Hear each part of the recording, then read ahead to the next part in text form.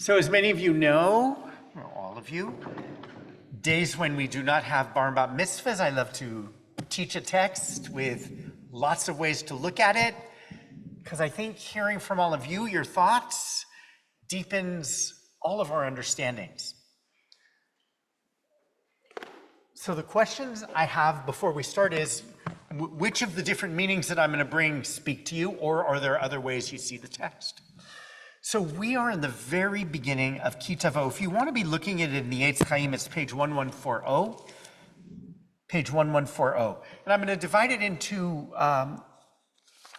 three sections, each which I think have very, very different takeaways.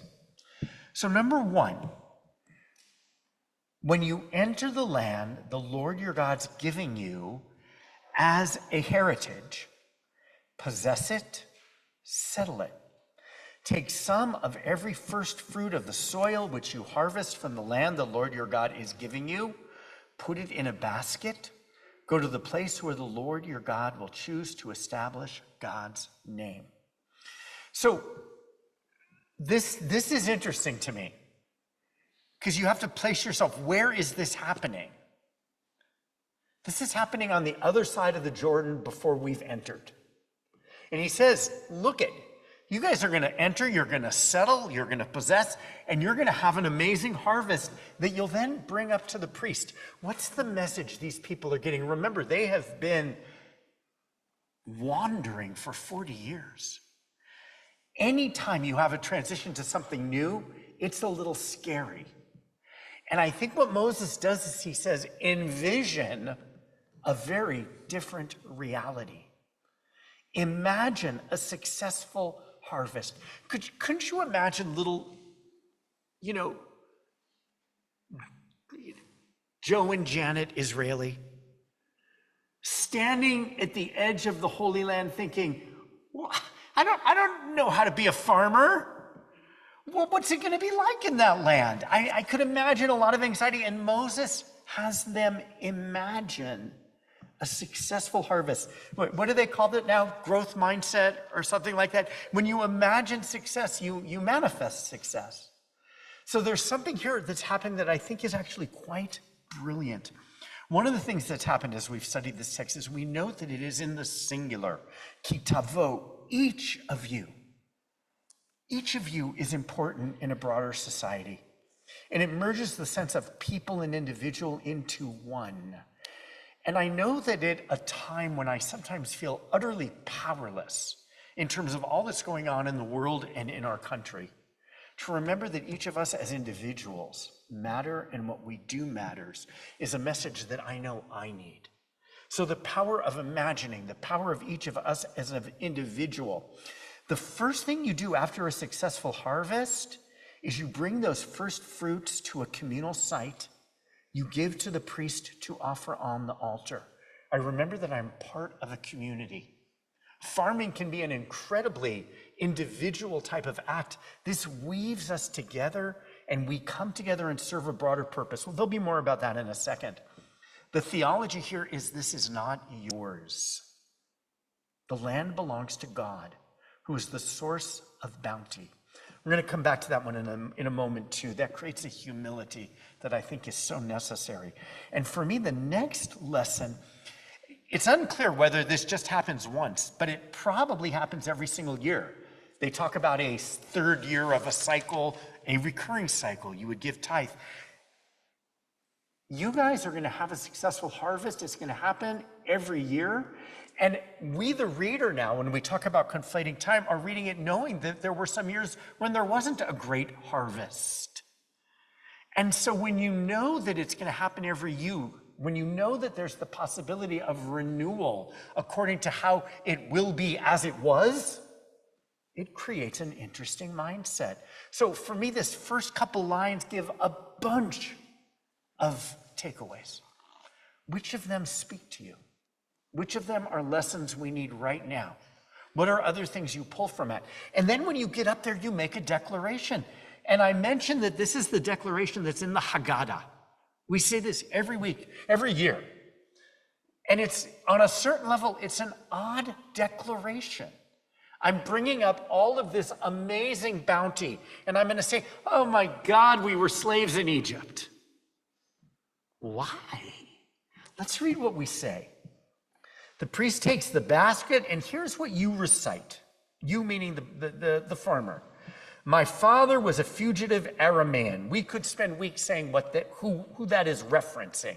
Is it Jacob? Is it Abraham? Is it Lot? He went down to Egypt with meager numbers, sojourned there, became a great populous nation. The Egyptians dealt harshly with us and oppressed us. They imposed heavy labor upon us. The Lord heard our plea, saw our plight, our misery, our oppression. God freed us from Egypt. God brought us to this land and gave us a land flowing with milk and honey. Why don't I just say that last line? I tell the whole story, the suffering, the oppression. Here's what Professor Dahlia Mark said. This is from thetorah.com. It's a really good site. She says, the rehearsal of this less than glorious history is intended, among other things, to deter hubris on the part of the landowner. You know what? I would say hubris and arrogance is one of the greatest problems of this moment. Look what Maimonides says. People who amass fortune and live in comfort often fall victim to self-centered excesses and arrogance. They tend to abandon ethical consideration because of increasingly selfish concerns. Why do we say we suffered in Egypt? Because we realize, you know what? There were good times and there were bad times. When we realize that we suffered, we say, you know what? I need to be careful during the good times about ascribing it all to me. Not only does the individual person present his personal story as irretrievably enmeshed in that of the nation, but emphatically tells his national story as personal. The national becomes personal, the historic becomes biographical. My father, this is my story. And this is so, in many ways, uniquely Jewish. We enter the story of the past, not just, oh, wow, what a great story of my ancestors. This is my story. I left Egypt, and that imposes obligations. I left Egypt, and that suggests theology. I left Egypt, and I know that you can overcome suffering and become free. Reciting the declaration of the first fruits annually instills in the farmer the final chapter of the national story is unfolding in real time. I'm going to say this declaration again next year. The story isn't over even if we're in the land. Keep God's miracle and the capacity to save fresh in mind because things change quickly. All right, which of those touch you? I'm leaving you today with 12 different possible lessons. Look at the next little piece. That would be as you would turn the page. Leave it before the Lord your God. Bow low before the Lord your God. Again, that sense of humility. And you shall enjoy. That's really, really, really important. V'samachta. Celebrate. Together with the Levite, the stranger in your midst, all the bounty the Lord your God has bestowed upon you and your household. We're meant to be joyful. We are meant to celebrate. We are meant to celebrate with everyone included. And boy, does that call on my heart at this moment. When you've set aside the full tenth of your yield in the third year of the tithe, given it to the Levite, the stranger, the fatherless, the widow, that they may eat in your settlements. This is the power of gathering and joy. This is giving to those in need. If you are blessed, you share it. In a world where abundance is never guaranteed and our instinct might tell us to hunker down and save every scrap, we open our hands and our hearts in joy and gratitude. This teaches gratitude. Offering the first fruits of the harvest is a way people accustom themselves to being generous. That's who we're meant to be. So here's Dahlia Marks again. Each spring, we tell the story of where we have come from, share what we have, offer thanks to God, knowing that in a world of chaos and uncertainty, it is those practices that will give us strength we need to navigate through the darkness. Okay, I just threw a ton at you. What strikes you? What lessons do you want to highlight?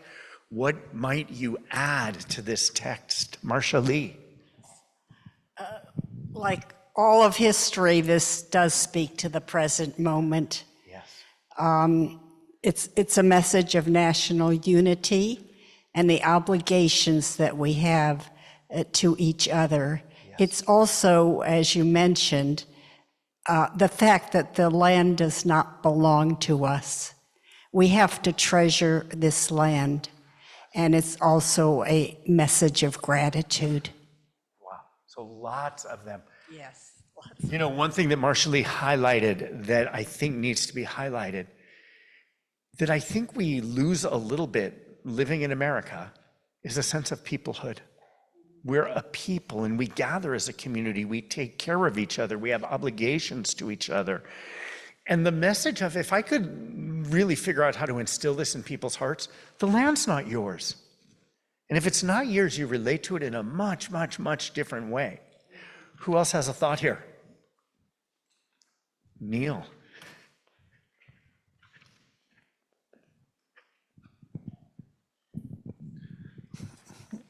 Why is a member of the clergy involved at all in this? Right, so you have to hand, in the first quote, it's hand something to the priest. And the second one, it's you have to celebrate together with the Levite. So, why not just leave it there and go on and not have to say anything to anybody or say something just by yourself? So maybe, one of the biggest problems that Moses had as a leader was that the people were ungrateful and stiff-necked and difficult, and it was not a pleasurable experience a lot of the time for him to be leading.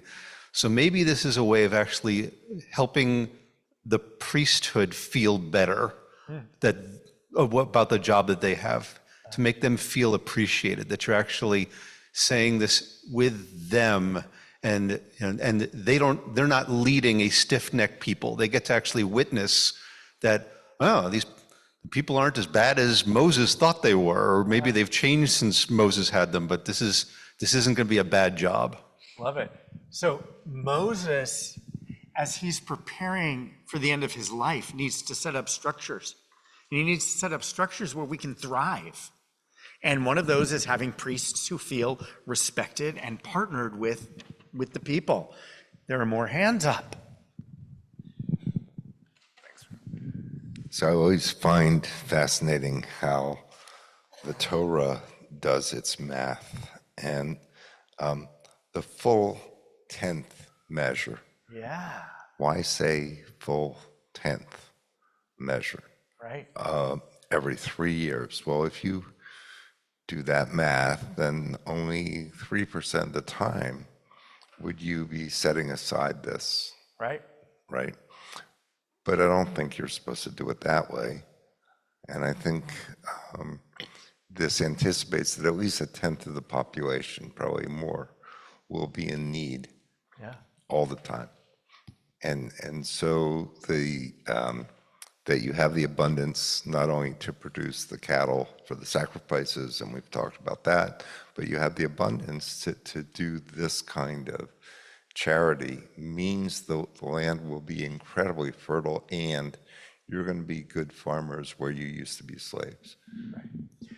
One of the thinkers who impacted me was, this was about 15 years ago. His name was Jeffrey Sachs. People heard of him? Jeffrey Sachs says, we can end poverty.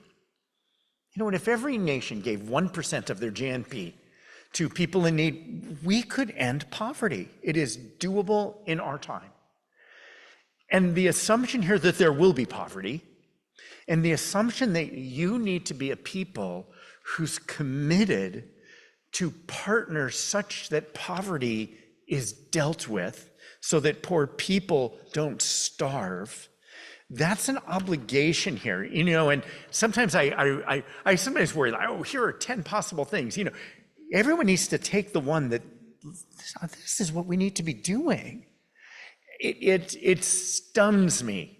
It stuns me that Second Harvest Food Bank of Silicon Valley distributes 500,000 meals a month. Right in our midst, there's immense poverty. And for us to be able to say, we need to be partners in being people who say this is not acceptable. What do we need to do so that there are people who all can eat? You hear me talk about organizations like World Central Kitchen that are saying people need to eat who are living in areas of starvation and famine. So this just says you have the means to do this. And the stranger is entitled to eat. You who would turn the stranger into others, especially at a time when you might not have, you have an obligation to the person who is the stranger, the person who, by the way, that's a whole nother piece here. So one of the things that I get out of this is instilling memory and connection or connectedness. We are going to do this every year, this is part of what we are going to do. We're going to remind ourselves of our history, which is my history. I, right? It's in the first person. Right? So we're going to remind ourselves of that. We as a people, each one of us went through this period of time, and we are able to exercise the muscle of generosity on a regular basis. So we as a community, and I as an individual, right, participate to make the community and those around the community healthier, better, in a purposeful manner, right? So it becomes part of what we do and what I do. Right. Memory imposes obligation. Memory gives you a story. It lets you be part of a people. Leslie. A few thoughts. So this concept of manifesting, a more recent book was The Secret, and it's from the law of attraction. And it comes from New Thought, which was like a secular spirituality in the 1800s. I think either Prime or YouTube has a documentary on New Thought. It's very fascinating. And that's where a lot of this manifesting comes from. But we have it in the Torah too, the manifesting. Right here. So I'm fascinated by the story and the narrative, and then the downside of it. As we, the Jewish people, have really been successful with our story, keeping our story alive. The Exodus is kind of the archetype of freedom for the whole world. It's universally loved. We've been a very successful people, even though we've been oppressed over and over again throughout the ages. But sometimes a story becomes a narrative, and the narrative really isn't true. We see narratives about Israel every day that are very hurtful.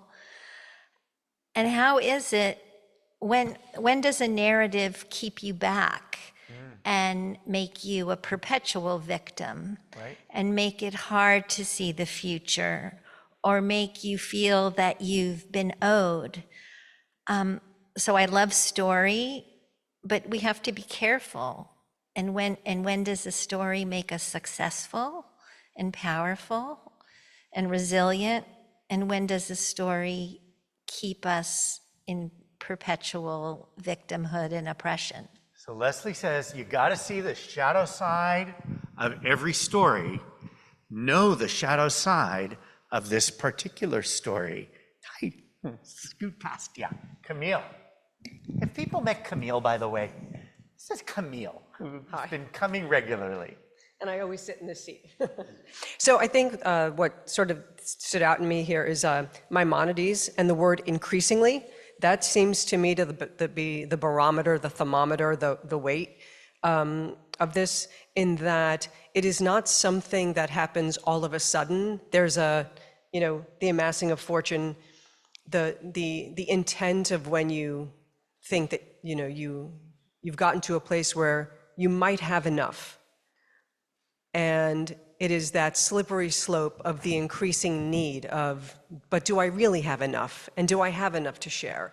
And that to me is the thing that we all measure against, is the increasing need or the increasing fear or something that is personally measurable when you forget that you are part of something larger. Right. And that when you hoard, you take away from others, and sometimes knowingly or unknowingly. So there's a huge piece of our humanity that has a fear of insufficiency. And this says, don't let that drive you. Because when you do, you lose who you are meant to be. And you also don't need to embrace that story. You know, if you don't share with others who need, then you're not doing what's godly. Yeah. And that's the question. Sometimes, you know, when we used to ride the trains with our grandkids, and my wife would give money to people who were in need, my grandsons would always say, "Why are you doing that, Grandma?" She said, "Because I have an obligation to make people feel better about themselves." Good. So this narrative actually imposes upon us a sense of obligation where we then get to do what is godly. That's beautiful. All right. Good work, everyone. Here's the real work. The real work is to say, what are the lessons that I need to take from this amazing story and live in my life right now? Right now. And that last line that I ended with you, Dahlia Marks, when we know where we came from, when we share what we have, when we offer thanks, that's how we deal with a world of chaos and uncertainty. It gives us strength to navigate through the darkness and to bring light at such a time. So, Yeshar Koach, we will move forward. And Hannah's going to lead us in Musaf. Yashar Koach, Rabbi Ezri.